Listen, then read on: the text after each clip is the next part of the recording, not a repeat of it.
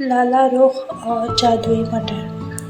لالا رخ ایک معصوم اور محنتی بچی تھی جو اپنے والدین کے ساتھ ایک چھوٹے سے گاؤں میں رہتی تھی۔ ان کے پاس زمین کم تھی مگر دل بہت بڑا تھا۔ لالا ایک جنگل میں بیٹھ کے بکریاں چرا رہی تھی۔ مٹی کے ٹیلے پہ بیٹھ کے وہ کچھ وقت انہیں چارہ دے رہی تھی۔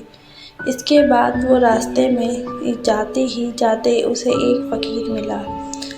فقیر مسکرایا، کہنے لگا، بیٹی یہ جادوئی مٹر ہے، انہیں دل سے بو، اللہ برکت دے گا۔ لالا رخ نے مٹر گھر لا کر مٹی میں بو دیا۔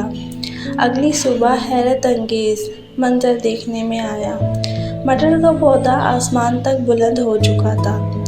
حوصلہ کر کے لالا رخ اپنے پودے پر چڑھ گئی۔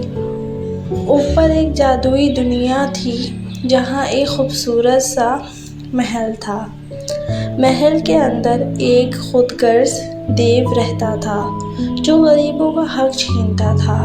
لالا رخ نے اپنی عقل سے اسے مزہ چکھایا اور اللہ پر یقین کے ساتھ اسے شکست دے دی اور مظلوموں کا خزانہ لے کر اپنے گاؤں واپس لوٹ آئی۔